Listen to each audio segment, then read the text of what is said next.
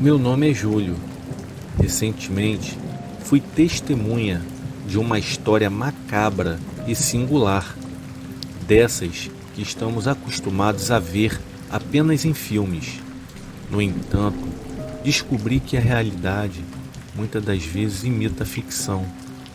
Ou será que é a ficção que imita a realidade? Sinceramente, não tenho respostas e deixo para você tirar suas próprias conclusões. Eis apenas os fatos, como ocorreram. Moro num pequeno conjunto residencial próximo ao centro da cidade. Meu apartamento é o de número 606, logo abaixo do apartamento de número 616, onde vive ou vivia a protagonista desta insólita história. Chamava-se Dona Agnes, uma senhora de 80 e poucos anos, tímida e reservada. Viúva e sem filhos, era vista poucas vezes fora de seu apartamento, desde que seu marido faleceu, há cerca de um ano. Passava seus dias sozinha, sem receber visitas. Apesar da idade avançada, Dona Agnes era ágil e lúcida, sem muitas dificuldades para andar e realizar algumas tarefas domésticas, apesar de uma cifose que lhe deixava ligeiramente corcunda.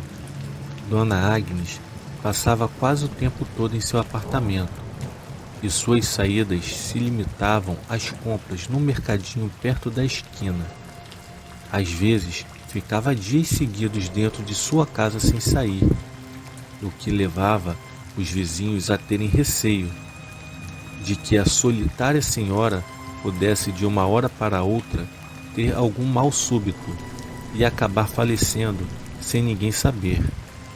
Nas poucas vezes que tive a chance de vê-la pessoalmente, Dona Agnes me pareceu ser uma pessoa simpática, simples nas suas maneiras e de poucas palavras.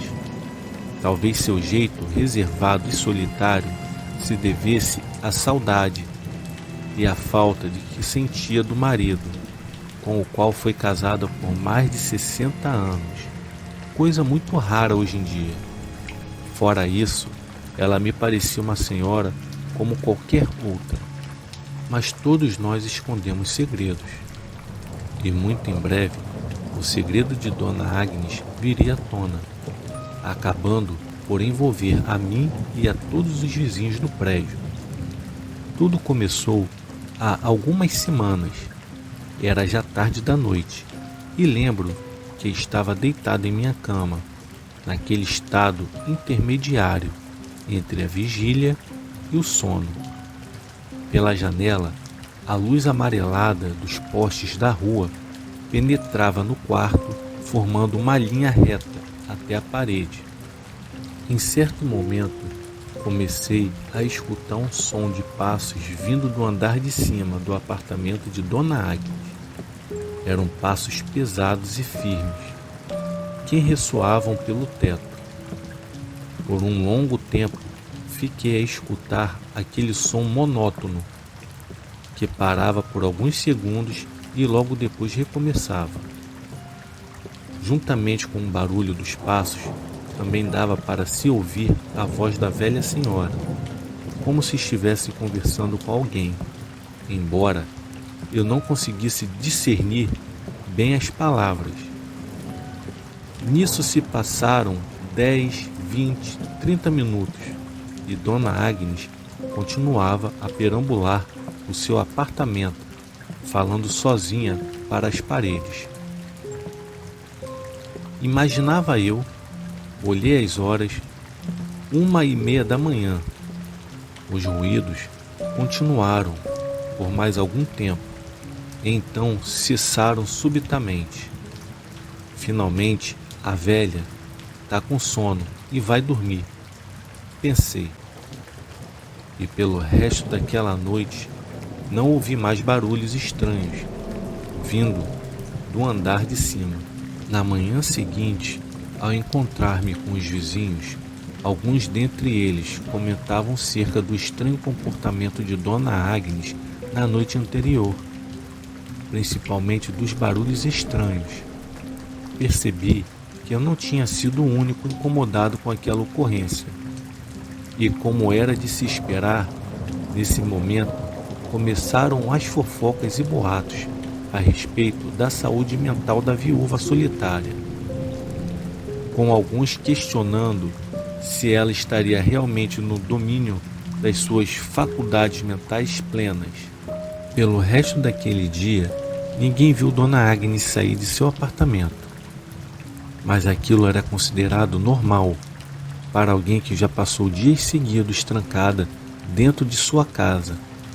Apesar da minha forte curiosidade de saber o que estava acontecendo, deixei o assunto para lá. Seja o que for, o tempo há de esclarecer. Os dias foram passando, mas nem sinal da idosa viúva.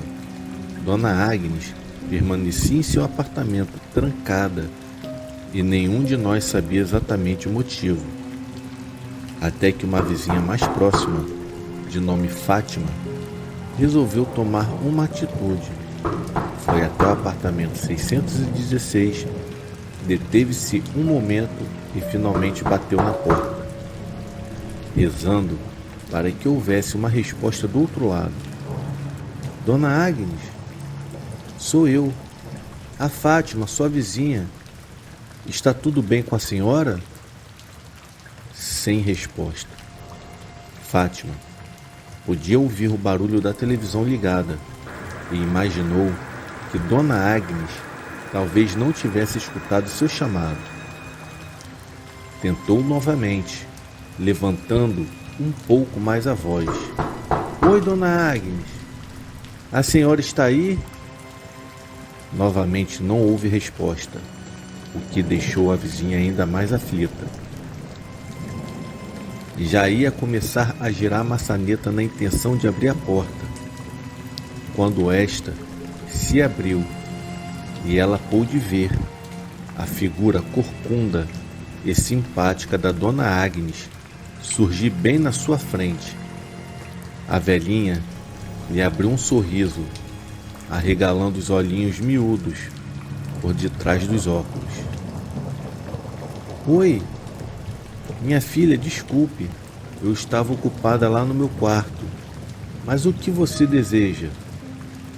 Nada não. Eu só queria saber como a senhora estava. É que já faz um longo tempo que eu e os outros vizinhos não a vemos e já estamos preocupados que tivesse acontecido alguma coisa, entende? Respondeu Fátima, aliviada. Aconteceu algo sim, minha filha, e já faz um ano. Uma coisa que não deveria ter acontecido.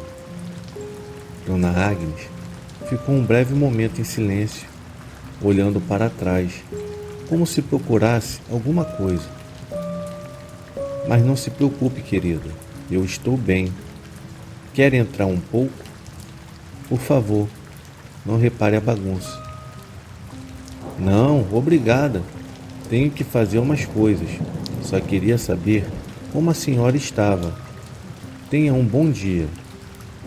Antes de sair, Fátima não pôde evitar de dar uma rápida bisbilhotada no apartamento da vizinha, reparando um terno preto em cima do sofá. Certamente pertencera ao marido de Dona Agnes, concluindo daí que ela estava organizando os pertences do falecido. Dona Agnes percebeu a curiosidade da vizinha. Bonito, não é? Era do meu querido Rubens. Que Deus o tenha em paz. Eu o encontrei todo embolado dentro do guarda-roupas. O Rubens era todo desleixado, com suas próprias roupas, acredito. Ah, entendo. Bom, mas tenho mesmo que ir. Se precisar de alguma coisa, pode falar comigo. Moro aqui ao lado, disse Fátima, finalmente saindo. Aquela visita da Fátima ao apartamento da vizinha serviu para tranquilizar a mim e aos demais vizinhos quanto ao repentino sumiço de Dona Agnes, pois apesar da solidão, aparentemente estava tudo bem com ela. Então esquecemos o assunto por algum tempo. Nos dias que seguiram, Dona Agnes foi vista algumas vezes saindo de seu apartamento, mas apenas por breves períodos de tempo. E em algumas destas ocasiões, ao regressar, trazia consigo um grande saco grosso e velho, apesar da nítida dificuldade em carregar aquele peso. Ela se recusava a deixar que alguém a ajudasse. O porteiro, ao se oferecer gentilmente para ajudá-la, lhe perguntando o que tinha dentro do saco, recebeu uma resposta nada educada. Não é da sua conta. Saia daqui e me deixe em paz, seu moleque. Eu consigo levar isso até o meu apartamento. Não preciso da sua ajuda, nem da de ninguém. Aquela que foi a última vez que Dona Agnes foi vista fora de seu apartamento. E a partir daí, seu comportamento se tornou mais misterioso. Quem passava em frente à sua porta dizia, por exemplo, que podia ouvi-la novamente falando sozinha, como se estivesse com mais alguém em sua casa. Quanto a mim, ainda não tinha presenciado nada de anormal, com exceção do barulho de passos naquela madrugada. Isso durou até uma certa noite na semana passada. Nessa noite, em particular, chovia bastante, como se Deus tivesse enviado uma segunda versão do dilúvio bíblico.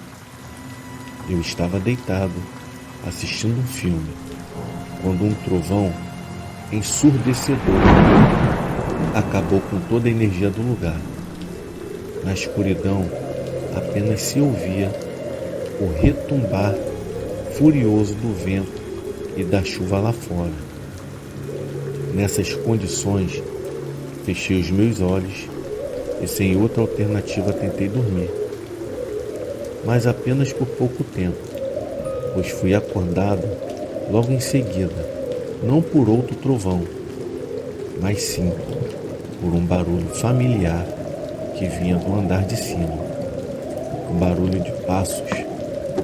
Lá estava novamente Dona Agnes, com insônia, andando em círculos em seu apartamento. Apesar do barulho da chuva, era possível ouvir nitidamente o som dos seus pés ressoando no andar de cima. Como se não fosse estranho o bastante, ainda pude ouvir a velha conversando sozinha, e dessa vez podia-se distinguir as suas palavras. Mas foi então que tive a impressão de escutar algo que não esperava. Confesso que aquilo me deixou assustado, pois o que ouvi foi uma outra voz, uma voz rouca e desconhecida. Aquela conversa ficava cada vez mais estranha. Com quem ela falava? Apesar de assustado, a minha curiosidade foi maior e continuei a tentar escutar, mesmo sabendo da falta de educação que é ouvir a conversa alheia. Mas Dona Agnes permaneceu calada por um breve momento e então continuou. Pronto, está confortável assim. Sim, a outra voz respondeu. Sim, não foi uma alucinação auditiva, nem minha imaginação. Não restava dúvidas. Havia outra pessoa com Dona Agnes naquela noite escura e tempestuosa. Minha intuição já me dizia quem poderia ser essa pessoa, mas na minha mente racional se recusava a acreditar. Depois desse breve diálogo, apenas o barulho da chuva se ouvia e o apartamento de Dona Agnes voltou a ficar em silêncio.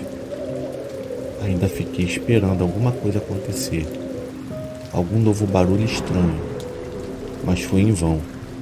Voltei para a cama e pouco tempo depois levei um susto quando vi a TV ligar sozinha, revelando que a energia havia voltado. Adormeci, ainda pensando naquela misteriosa segunda voz que respondera a Dona Agnes momentos antes. Aquela foi a última vez que eu ouvi a voz de Dona Agnes. Pelos próximos dias, ela não saiu mais do seu pequeno apartamento. Nem eu e nem os vizinhos mais próximos voltamos a ouvir seus passos tarde da noite ou escutar alguma conversa estranha em seu apartamento. Tudo era apenas um sepulcral silêncio. Certo dia, ao encontrar-me com Fátima, resolvi lhe contar sobre as coisas que ouvi naquela noite de tempestade, inclusive sobre a voz desconhecida. E para minha surpresa, ela também tinha ouvido algo parecido naquela mesma noite. A cada dia que passava, o mistério do estranho caso de Dona Agnes só aumentava. Mais e mais dias se passavam, e sem nenhum sinal da velhinha, e mais uma vez aquela sensação de que havia algo errado tomou conta de mim e dos vizinhos. A situação chegou a tal ponto que tivemos que intervir. Nos reunimos e fomos até o apartamento da viúva. Éramos em torno de 7 vizinhos, com Fátima tomando a frente. Chegando até a porta, ela falou: Dona Agnes, sou eu, Fátima e mais algumas pessoas. A senhora está aí? Já faz muito tempo que não a vemos. Dona Agnes? Mas Dona Agnes não respondeu. Esperamos algum tempo e nada dela abrir a porta e nos dar alguma satisfação. Fátima novamente bateu na porta várias vezes. Chamou-a e novamente não houve resposta, apenas o silêncio. Um dos vizinhos, já impaciente, aproximou-se da porta e começou a empurrá-la, mas estava trancada. Então, deu um forte pontapé, terminando por arrombar a porta. No mesmo instante, um fedor terrível nos atingiu em cheio. O apartamento inteiro estava impregnado pelo forte cheiro que fez um dos vizinhos a vomitar ali mesmo. Apesar disso, com os narizes e bocas cobertos, adentramos a casa de Dona Agnes à sua procura, mas nenhum sinal dela. Porém, ao nos aproximarmos do seu quarto, sentimos o fedor ficar ainda mais forte. Alguém abriu a porta lentamente e o que vimos lá dentro foi uma cena macabra que vai ficar para sempre gravada em nossas memórias. Deitada na cama estava Dona Agnes, morta já há alguns dias, ao lado de um esqueleto vestido de terno. Eram os restos mortais de Rubens, o seu marido morto. Naquele momento, ficou claro para mim e para todos com quem Dona Agnes vinha conversando todas as noites. Parece que existem amores que nem mesmo a morte consegue separar. Descanse em paz, Dona Agnes.